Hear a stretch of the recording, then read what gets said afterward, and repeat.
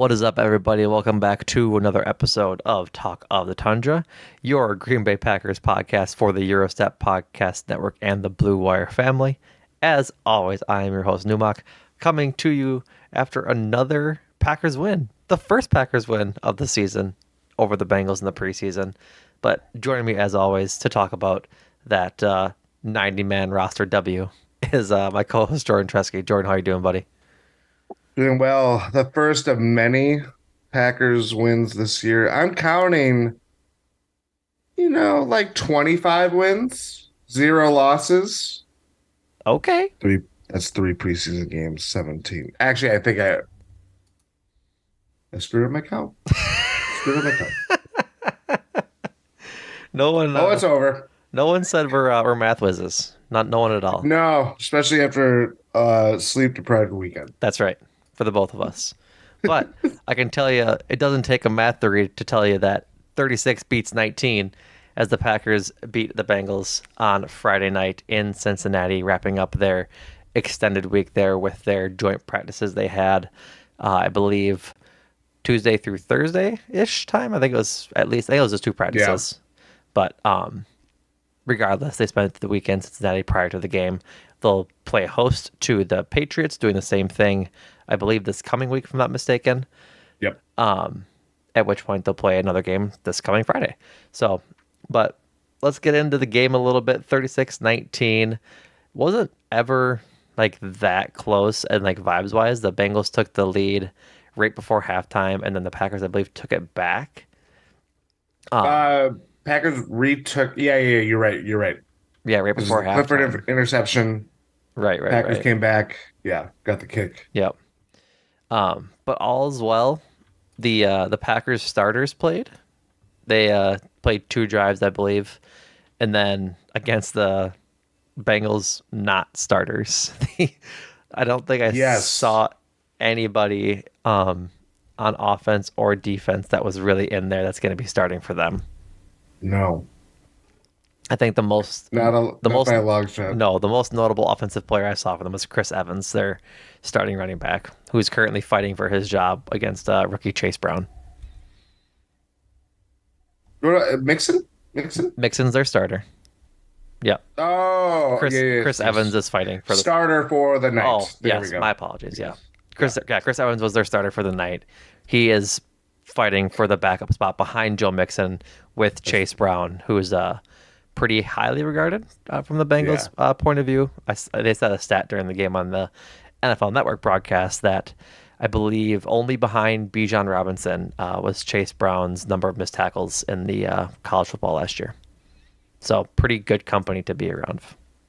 Perfect first name. Yep, that's right. Sorry. No, that's just fine. It just caught me off guard. But I figure rather than going through these drive for drive like we did last year in the regular season, that'd be no fun for anybody for a preseason game. Jordan and I would each pick three players to highlight of games that we really enjoyed from them and stuff we saw that we really liked. So Jordan, I think, has the point of view of the most intriguing person of his three. So we'll start with you, Jordan. Who was one of your three players that you found their game to be quite well? Jordan Love. It's the we got to. We got to. I know you only played two series. But 7 for 10, 46 yards, passing touchdown. 112.9 QB rating. Not that that really matters because It's 10 numbers are passes. relevant. That's 10 passes and it's a preseason game. So don't eat your heart out just yet. But I thought Jordan Love played very well, even against, again, the Bengals not playing anyone of real significance on both sides of the ball. I think more of what we are wanting to see from Love and company, and it trickles on down, but like you just want to see how it works within this, the LaFleur system, because Jordan Love is an extension of how Matt LaFleur sees this Green Bay Packers team evolving from what it was and what it will be in the future. And I think not going to just say these 10 passes in the first preseason game of 2023 are indicative of how Jordan Love is going to be. I'm already frustrated that I have to put this caveat in here because it's like this is how it's going to be every game. Right. But I just see a vision of what how things will be different. And I think we saw, the kind of a lot of play action, a lot of side to side movement, getting things going, whether it's, kind of just doing 3 to 4 yards here or there, establishing the run game, obviously. And then you kind of see like, let's let it rip kind of thing. And he missed Christian Watson on that big bomb, Yeah. but I it's think, the right idea. yeah, It's the right idea. I think it was a good throw. It was just better defense by the safety to not. It's like Yes. one of those things. Like, so Love had three misses tonight, one to Christian Watson that we just talked about, one to Musgrave, and then one to, I believe, Musgrave again. The throw to Christian Watson that was batted away by the roaming safety was a good throw. It was on target. It was just late, and that these are the things that, like, one of the things Jordan Love will have to do throughout the season and throughout preseason just to get better as an NFL QB is he didn't look away the safety long enough. He just kind of Yeah. went through his progression and then ended up at Watson with his eyes going across the field, and that allowed the safety to get the jump on to go over there and defend that pass. It was, again, a great throw, just a better defensive play. I think if he throws it any further, Chris Watson doesn't get there, underthrown, probably intercepted. So great ball, just a better defensive play. The second one was a slant or a cross over the middle from Luke Musgrave. Just have to hit it. It's one of those Yeah. things that there's really no excuse for, but it was an exciting offensive play to see, like, Luke Musgrave getting that much attention from the defense already in the first preseason game, as well as just being mixed in like that. Because I think he, I don't want to say led the starters. I just want to double check on his targets. No, he did not lead the start. If you're counting Touré's start, he tied for second, but I don't know if Touré technically started. Luke Musgrave, Ture played a lot more snaps, I think, too. right. Luke Musgrave had three targets to go with. Romeo Dobbs also had three targets. Christian Watson had three, and I'm sorry, Romeo Dobbs just had two.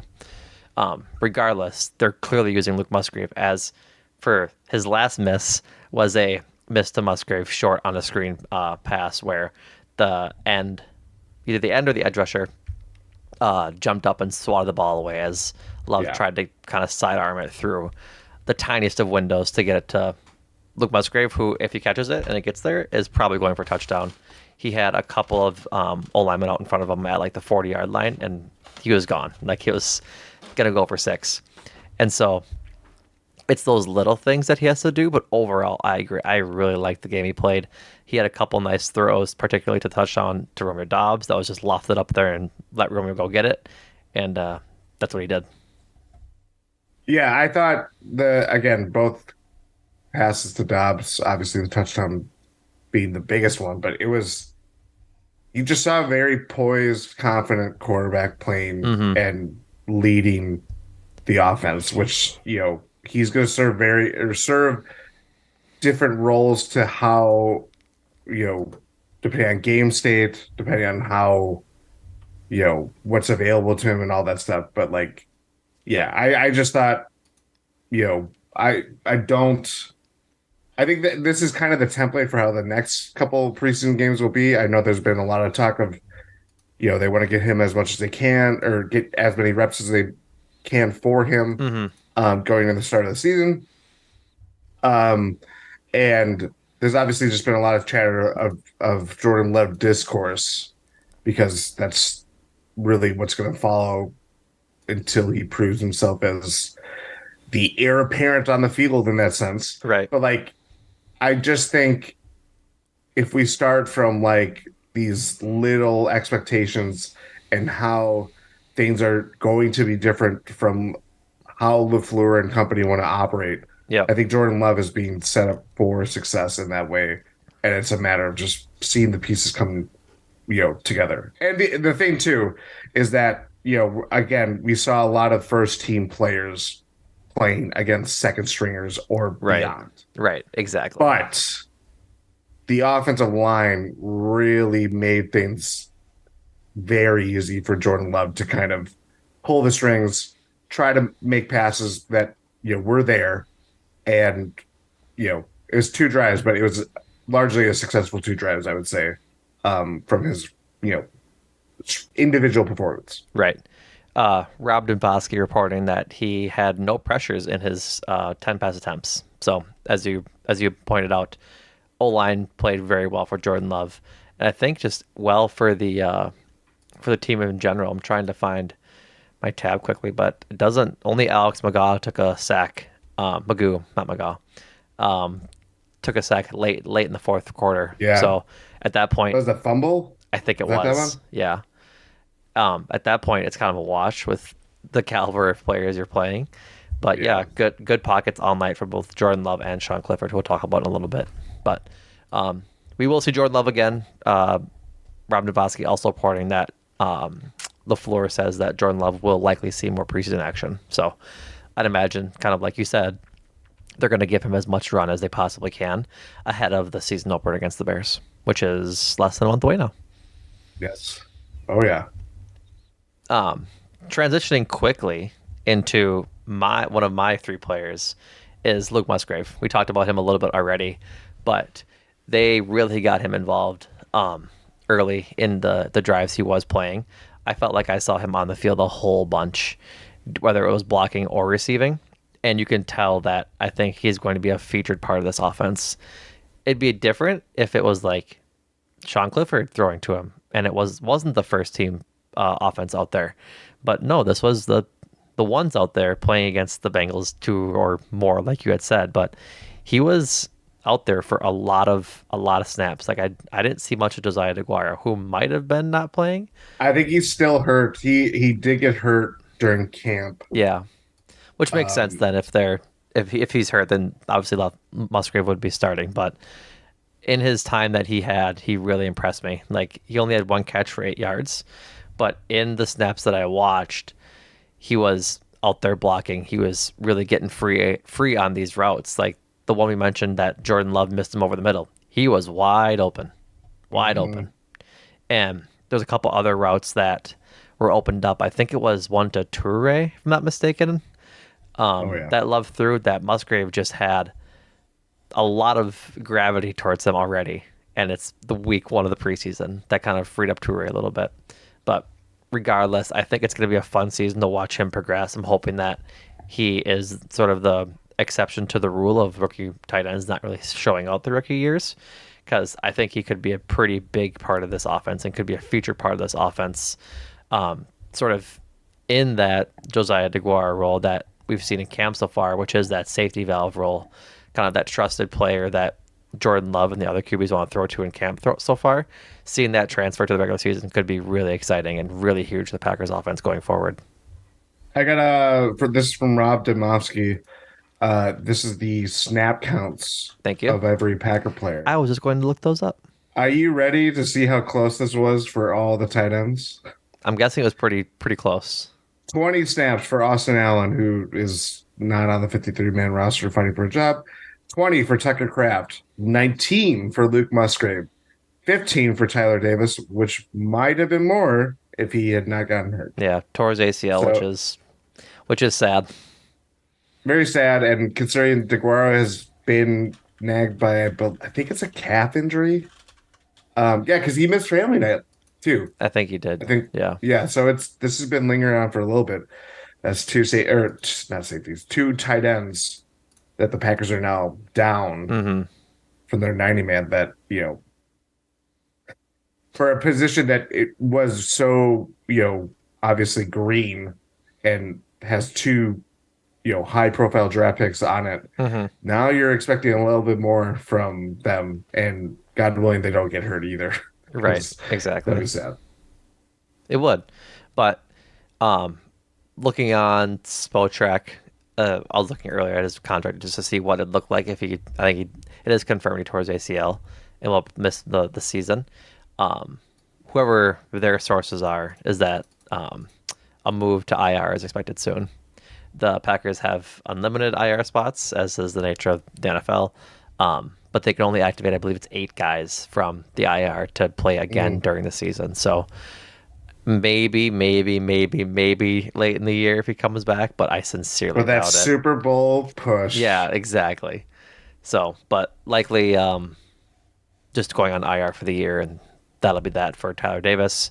Maybe he comes back next year, similar to the deal he signed this year.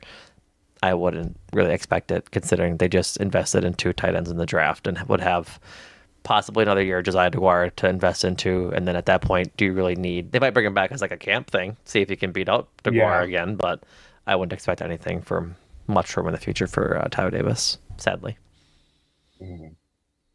But yeah, big Musgrave fan. I'm trying to find his grades for blocking, and then again does this thing PFF does where it just refuses to show you the last row because it's covered up by the scroll bar. But 72.9 pass blocking grade for Luke Musgrave. It's a green box for Oh, you color coordinated peoples. there we go. Yeah, so big fan. Like I said, I was really excited to see what he was doing already in this preseason game, and I'm very excited to watch him and Love and everybody develop this season. But particularly just because he has a chance to be a pretty talented player. Jordan, who is your next player that you were impressed by in the Packers win over the Bengals? I'm gonna go second year whiteout, Samari Toure, formerly Captain Cool under a different regime. You mean so that the same Samari Tour that put on like 8 to 10 pounds of muscle this offseason? The very same. Wow. The Wow. very same. Wow. Toure, more like terrific. Um, I thought he played a very good game. I think other whiteouts for the Packers, like Dontavian Wicks, may have played a better game than I'm him. so excited. Keep going, but yes. Yeah, maybe we. He no. Anyway. Um, I just think there's been a lot of buzz and momentum about Samari Toure this offseason, and the fact that it led to 3 catches, 56 yards, long for 28 yards. And then, not just that, 2 kick returns, one for 44 yards, so 55 yards total on the night. I just think this guy could make plays for the Packers. And we talked about how, it's really, you're asking a lot of Watson and Dobbs to kind of, you saw the flashes. Both were, banged up by injuries over the course of the year last year during the rookie years. And now with such a, again, inexperienced wide receiver room, there's opportunity for guys to really, as a siren just keeps worrying in my head. Um, there's an opportunity for a guy like Samari Toure to kind of vault himself really high in this wide receiver room. I thought Jaden Reed played a really good game too. He kind of played the same type of role where he's Mm-hmm. making plays in slot, he's taking kick returns, punt returns, you know, just putting weapons out on the field. But a guy, you know, there's a lot more buzz about Dontavian Wicks because he's the new thing. He's a 5th round pick, yeah, but you kind of just feel more a jolt. Right. But a guy like Samari Toure, who I think he was a 7th rounder last year, Yep. and it didn't. He had a few plays here and there, but the fact that the old QB was talking about how kind of lackadaisical that he took his approach going into his rookie training camp, Mm-hmm. and how vastly different things were going into this year. I just think kind of whatever he needed to kind of get out of that, whatever you want to call it. I guess Um, experience of the NFL season and yes, go into like a real first off season after a season, see like what he can improve on. I think he took all of it in stride. yeah, clearly, and I think it's just really he played a good game. He played a good game, and I'm very intrigued by what may come. I'm trying to find like a comp form of like how he's been used in the past, And I think like early Al Lazard is like where I'm kind of getting his vibe from. Just gonna be a reliable guy, maybe not featured so much in the offense right away, but definitely has a chance to become a big part of this offense as he progresses and as he develops into wide receiver. They used him in a couple gadget plays like in the backfield, putting him in motion and taking end arounds and things like that. But he had a couple of great catches, like one I think from Jordan Love, a couple from Sean Clifford, and he impressed me. Like when we talked pre-pod, you said Samari Toure, and I smiled because that was gonna be one of my three guys. But he uh, he played really well, and I think it's gonna be a very interesting battle for like that designated number three receiver. But I Yeah. think like the battle between Toure and Wicks is gonna be a fun one because, like you said, Wicks is fresh, new rookie guy, kind of coming in and the unknown. We kind of knew what Toure was last year and kind of his attitude that he had, but I think they're both in a similar spot in their ability to contribute this year. Dontavion Wicks had 3 catches, 68 yards with a long of 47. Toure, like you had said, 3 for 56, but they both showed flashes. Like they both had really awesome catches, both had really great yards after the catch. I was impressed with the both of them, and I think you can kind of just like slot in the hot hand for Toure and Wicks depending on game to game, week to week, sort of series to series within a game. If you're really trying to go 3 out with that, or go 5 out with Kraft, Musgrave, and then 3 receivers. And again, snap count, courtesy of Rob Domowski. 32 snaps for Toure, the highest of all Packers receivers. 30 for Wicks behind him, and Malik Heath is at 28, who I thought played fairly Also, well as well. also played really well. Yeah, he's riding that wave to maybe make the roster, and I wouldn't be mad at Wouldn't be that upset by about it any at all. means. No. No. All three of them had 3 catches on 4 targets, so we're just worth noting that they all kind of got an equal load share that way. So yeah, receivers gonna be fun this year, especially preseason, because like we didn't see a whole lot of Jaden Reed. How many snaps did he have? If you have that up still, Jaden Reed, where he had is two his catches for 20 13? yards. 13. So yeah, he played with the 4 on ones. special teams. Yeah, he played with the ones and then returned a couple punts. So he had a really nice catch. Really like went up and got the ball at one point over the middle. And I think that was a pass from Sean Clifford. Yeah, it Clifford. was. It was the Yeah. third drive. So that was right after that. Sean Clifford had threw a bullet to Samari Toure. So I think we'll see Jaden Reed in good time, which I'd say probably will be the third receiver because I'd honestly forgotten about him until this very second because I was so enamored with Toure and Wicks. But Yeah. Jaden Reed will probably be receiver number 3, and then Toure and Wicks will fight for 4. Honestly, the three of them might just do 3, 4, 5 interchangeably. Yeah. But I think Jaden Reed is more important as a slot receiver than the other two, for what it's worth. Yeah.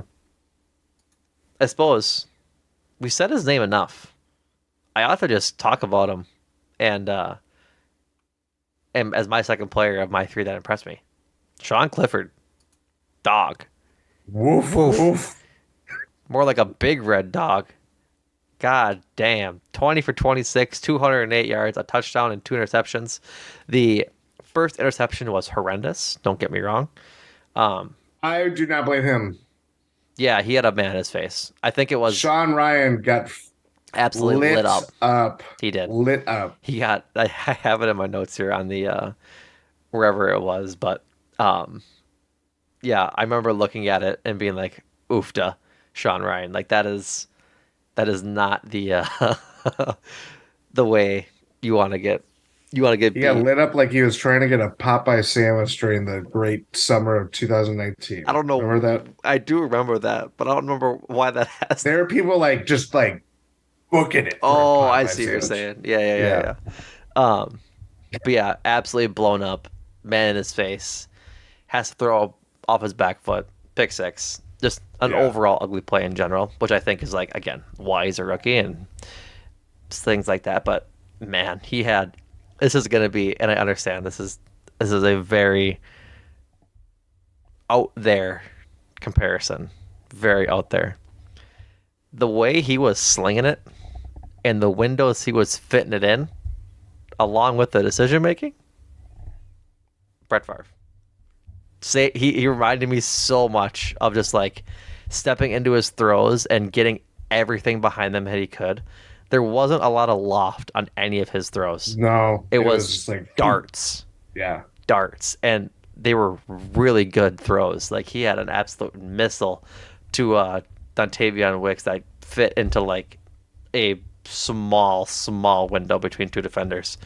And like, if that's not a far throw, where the ball gets through there by this by a lace or two, Thread then of the needle. right, then I don't know what is. But he really impressed me.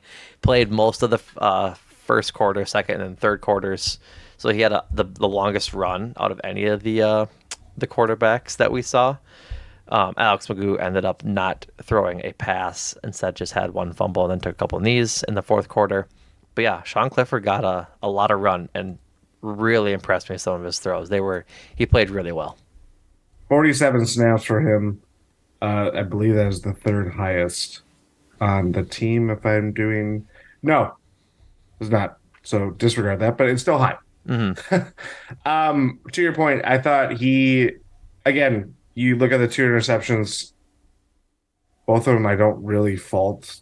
I don't fault him for the first one by any The means. I second don't one really at fault all, him. yeah. The second one was just like a rip apart. It was maybe a throw that, it was more of a check down kind of throw. Yeah, And it just got, I forget who he threw it to. Was it Tucker Kraft? Maybe Davis. It maybe. just kind of got manhandled based on the bobble. Hmm. But incredibly efficient game. Really strong when he didn't have protection because, again, we're talking about second stringers, third stringers, guys fighting to make the team that are primarily blocking for him. Right. And that's when a lot of the lowlights came. Sean Ryan, got bull rushed for that sack. Royce Newman, what are you doing, buddy? What are Don't you doing, We're buddy? not going to be talking about you, talking about you for the good things, but I thought Clifford has been really really sharp, Hmm. and you know I again I'm not going to belabor the point of how he was viewed as a guy that was a lot of people thought he was going to be undrafted and all that stuff. And Right. if his life is a backup quarterback that can move the offense, he maybe doesn't have the greatest arm, but he can hit those precise windows. Yeah. You're going to be in the league for 10 years, Yeah. and that's going to make you money. You know what I mean? Hmm. And talking about hitting tight windows, he had a play in the second quarter in the drive after the pick six, where he dropped back and was in the pocket and scrambled as it began to collapse, rolled to his left and threw an absolute Oh, beauty of a pass to Samari Toure right over his like shoulder and just dropped it in there. It was really really good. forgive me, but did you also include the 2 carries for 27 yards? I did not include that, but yes, Showed off with some of his wheels. yeah, absolutely. Yeah. So yeah, it was really impressive. I think in general he's for sure in line to be the backup, which kind of makes sense Yeah, as the I guy don't they think it's drafted. But if yeah. again we're putting a lot of stake If into a you preseason game, I wouldn't be sad if that's how he's going to play as a backup. Yeah, if you just didn't know that and the fact that that carries a lot of weight, he's kind of consistently again one preseason game and a family night performance or whatever. Right. But he knows what he's doing. He can run the system. He can make plays, run the offense. Whatever he's asked, he will do. Mm-hmm. That's what you need out of backup, and it's for what kind of was an under the radar like intriguing storyline about backup quarterback competition. I just don't think it's all that relevant anymore. Right. Barring something catastrophic, it Right. would. Okay. Off of Sean Clifford. Should go to your third and final man. Carrington, won't you be my Valentine? Um, Played very well. Absolutely stood up. I again caveat here. Did not watch the game live. Did not know Jair was not playing. Hmm. So it was very startling to see Carrington Valentine out there with the ones. Well, it's again against twos, so With true, true. Um, he's gonna be good, I think he's going to be good. I think he's going to be good. and I know again. I just think there's been a lot based on off season and it's we want to see this come into games because it's all about translating into what it looks like on Sundays, Mondays, the occasional Thursday. Hmm. Um, and uh, there's just again, it's that rising tide of like he just keeps making plays. He's a ball hawk. He made some incredibly like I hate using this word passes defended whatever stat that Oh they yeah, have yeah, passes defense what pass breakups. yeah. Um, PBUs.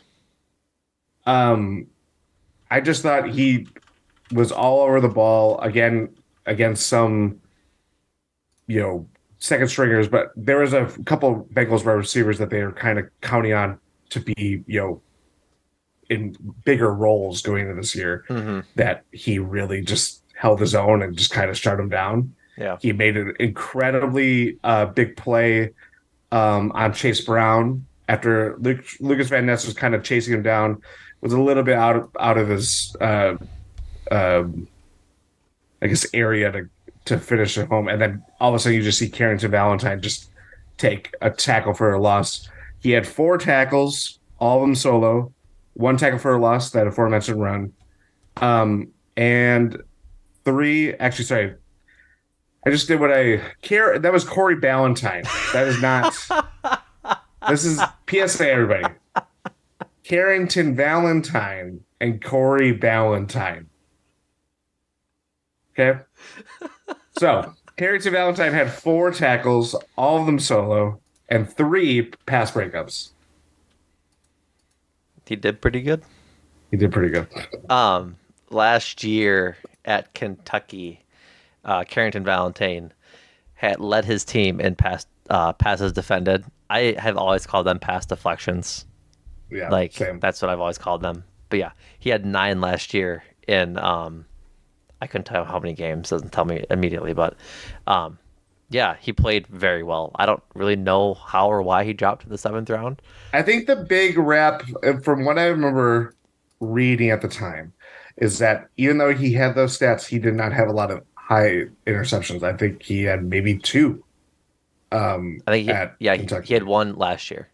Yeah. But yeah. And that was kind of like, well, he certainly makes plays, but how does it not translate into generating turnovers, all that kind of stuff?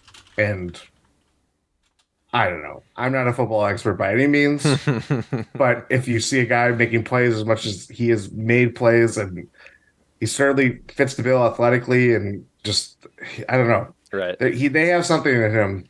And we talked about the positional battles pods and how thin it gets with cornerbacks. Carrington Valentine he's winning a job, and it's going to be up there. If he's playing as well as he's playing right now with starter level players, and I guess just plays this well throughout the preseason, because I don't think you'll see one, the Patriots don't have starting level caliber wide receivers. Two, Yeah, I forget who their third preseason game is against. Seahawks. Seahawks. He's not seen DK Metcalf or Tyler Lockett or probably JSN. So Yeah, again, rarely maybe. the point being, if he can continue to do his job and show out where he's showing out against the quality of talent he's meant to show out against, he'll for sure earn a job. And I think that's when you start to get you move forward a little bit as to what you kind of throw him in there to do. Obviously, he won't be seeing a lot of the field. One's Jair Alexander and Eric Stokes and Russell Douglas and Keyshawn Nixon. All of them are obviously playing, but injuries happen, and if he can fill in pretty well behind those guys, having that drop off in talent not be so significant is huge for a defense like the Packers have. 29 defensive snaps, 9 on special teams for Valentine. Right. So yeah, he played really well. I think the broadcast recognized he played very well as well. So, Mhm. yeah, I think it'll be very, very interesting to see how he develops the rest of the preseason. And I hope he gets some good run because he was a dog out there, the second Mhm. of Woof, sorts. woof. My last player of my three is a player I'm going to have to. You guys have to fight me to not have him earn the third running back spot. I don't think he's going to be, but this is my Micah Abernathy player this year. Mm. I'm staking my post in the land I bought on Emmanuel Wilson Island. Numac's Camp Darling. That's right. It's Emmanuel Wilson.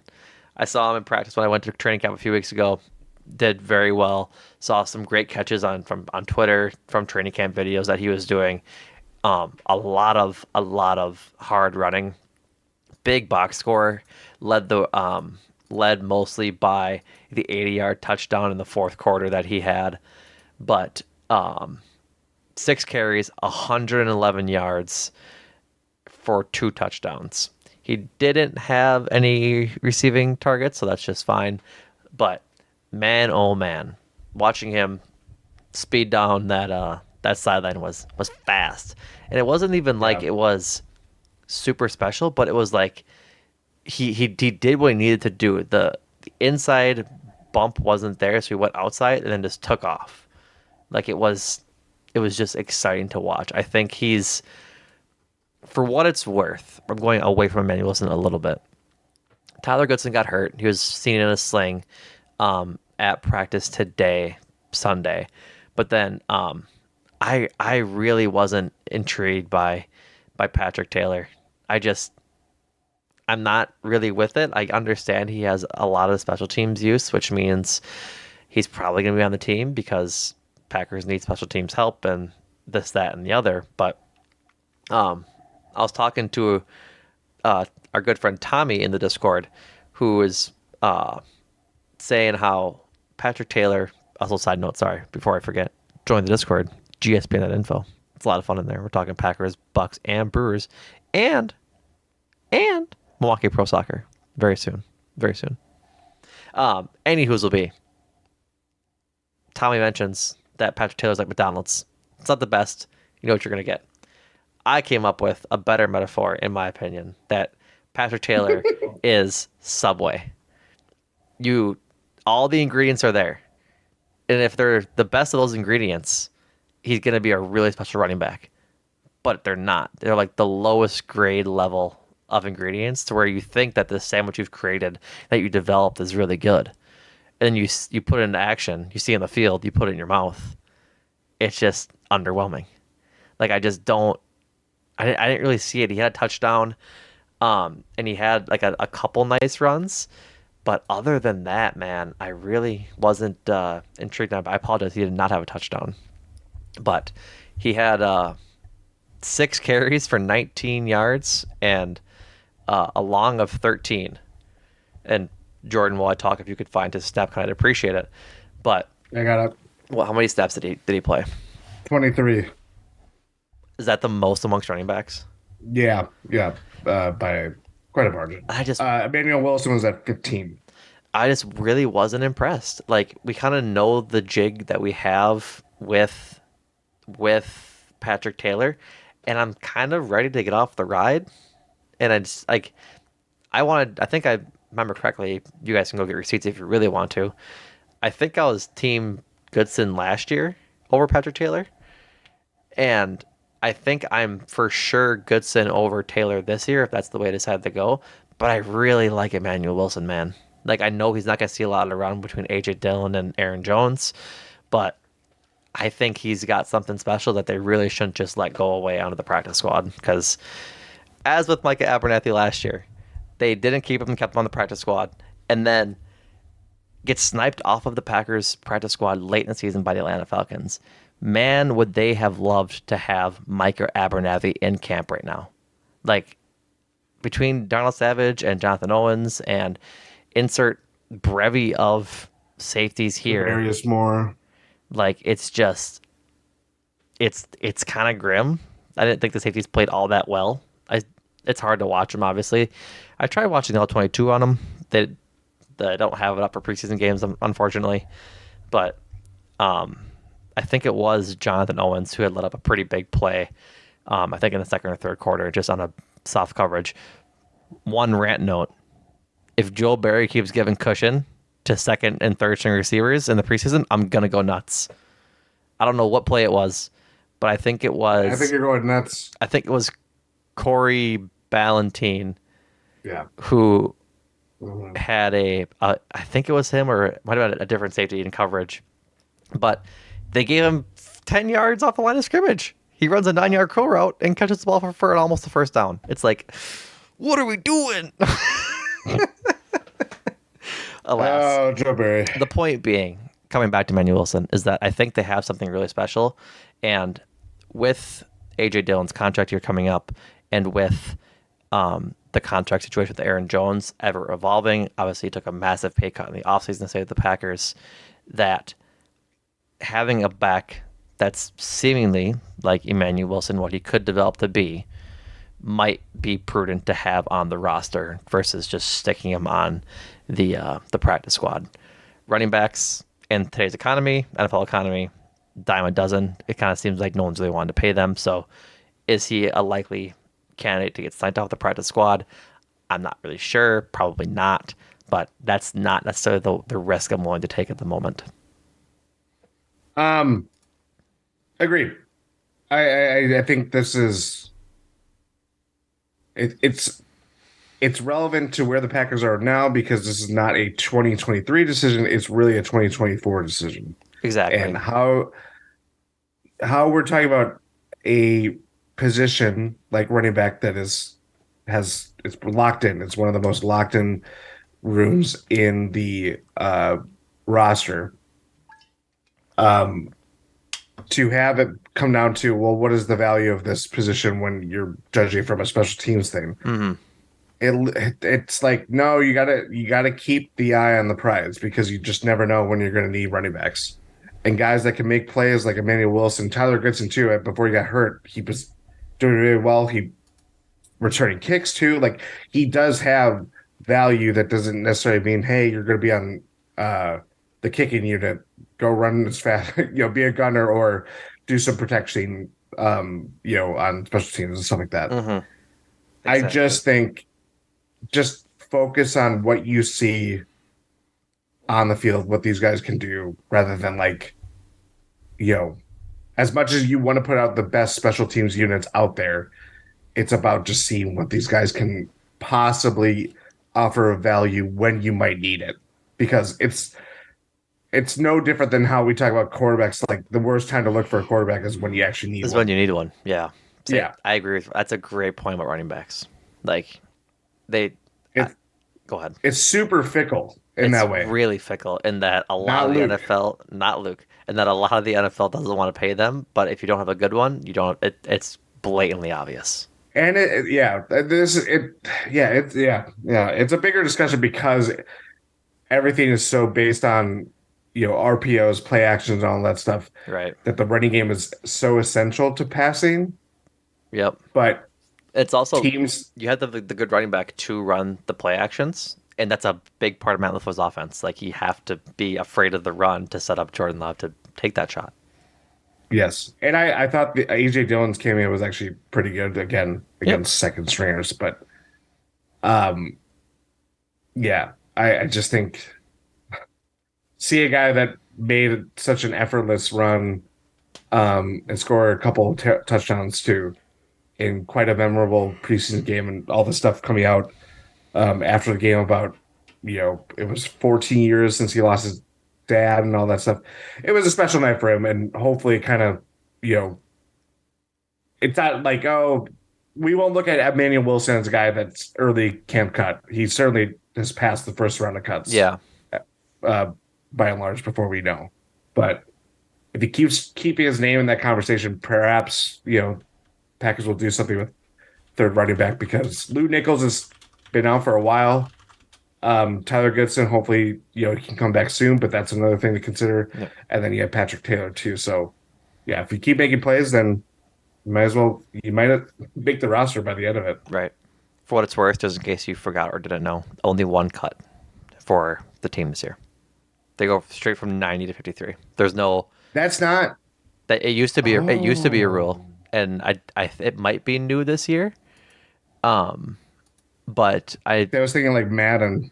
yeah, I forget when that rule changed. It again might have been this year.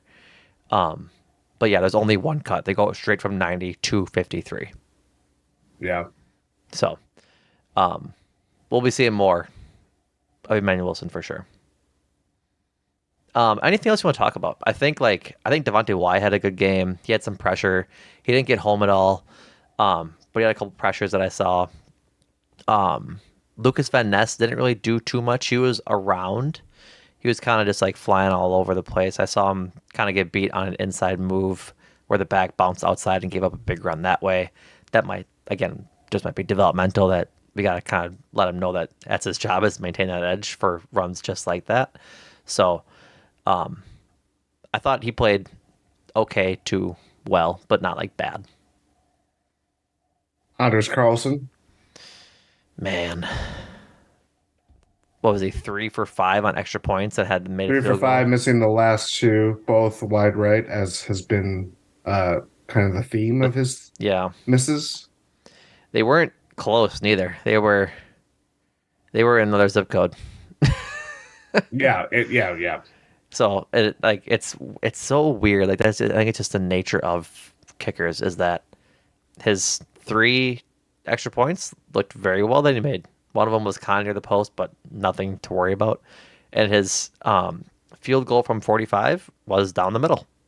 Yep. Like the 45 yard field goal is further than the 2 extra points he missed. It's just it's a fickle beast this whole kicking thing. So we'll see how it goes. Ultimately, he missed 2 points rather than 6 points if he had missed 2 field goals. So we'll And the just game, and the game yeah, was pretty out of hand at that point. yeah, I think when he missed his last two, they would have been down. Take away 14 points. It was 22 to 19, if my math is right, or no, 24 to 19. So he missed 2 field goals at 30 to 19 and 36 to 19. Not yeah. necessarily a make or break game kind of thing, but you would rather him making them now, so it's not a make or break game in the regular season. Just goes to show you that taming the leg is not, you just don't He, solve it in one week. sometimes you get bucked off the leg, dude. Exactly. Exactly. I'm not pushing the panic button, and neither should you. Exactly. Right? Yeah. Exactly. Oh, I'm for sure Unless if not. he does it next week. Yeah. I know you weren't talking to me, but I am also just like not worried Yeah.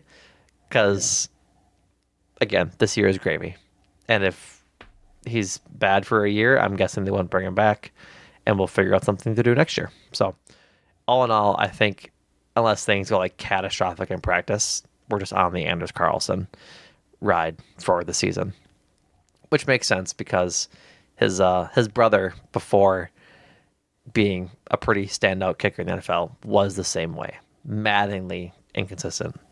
Yeah.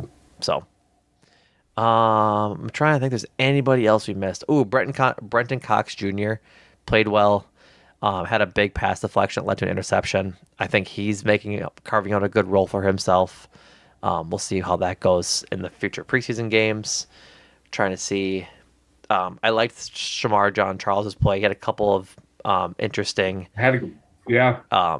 interesting passes defended, but it had a couple like I think beats. But all in all, I saw his name a lot, sort of making tackles and sort of in plays. That's kind of what I really enjoy about watching some of these preseason games is seeing what sort of these guys are around making tackles. That was like what I was attracted to Devontae Wyatt last year. He wasn't in the play at the beginning of it, but you can damn well sure he was in the play by the end of it. And if Yeah. you have that kind of hustle and that kind of drive, I think there's tools there that can be refined to make yourself into an average NFL player, which at this point is kind of where these guys are trying to sit. Anything else, Jordan? No, I think I think overall it was very refreshing. Mm-hmm. It was there's a lot to talk about with this game, and I again context is important Right. of who is playing for the Bengals, but this team is looking sharp right now. And yes, it's August, but it's a good start. And that very well could carry them for through the first third of the season. Yeah, it's That's big. absolutely, absolutely. All right, folks. Packers play the New England Patriots this coming Friday as they kick off their joint practices. Probably Monday or probably Tuesday or Wednesday, if I were to guess. I'm not exactly sure, but keep an eye on Matt LaFleur and Bill Belichick exchanging money for tips and tricks and how tos on Aaron Rodgers. But that'll be it from us. Couple promotions to get to. As always, go to gspn.info to find everything Eurostep Podcast Network. Talk of the Tundra, Cruising for a Bruising, Eurostep, Win in Six, and Make Time for This. All housed there. That's where the Discord invite is. You can join that as well. Latest and greatest across the GSPN network. We got Ty and Rohan talking about Milwaukee's rank amongst the new look Eastern Conference, sort of after some of the reshuffling that happened over the offseason in the NBA. They take a look at where Giannis and company stand.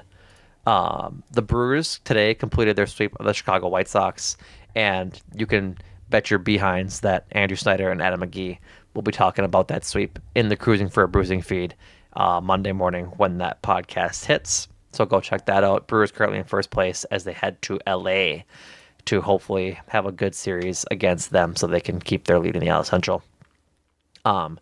Make Time for This, I'm pretty sure has the Oppenheimer podcast out, but I needed to double check to make sure. Yep, that was a while ago. They did Barbie, which was pretty good, allegedly. I haven't seen it, sadly. But then their last two podcasts is prepping for the Premier League as their season is about to kick off or has kicked off. I'm not a soccer person. So I believe this weekend was opening weekend. there we go. Perfect to know. So you can find all of those podcasts, all of those listening pleasantries for your ears at gspn.info or anywhere you get podcasts. Go rate our pod, Doggle Tundra, 5 stars. We'd really appreciate it. You can follow me at Numac as known on Twitter, at Jordan Tresky for Jordan on Twitter. I think that's it. All right, everybody. We'll be back to you very soon this week. And we thank you for listening. And Jordan, thank you. Thank you.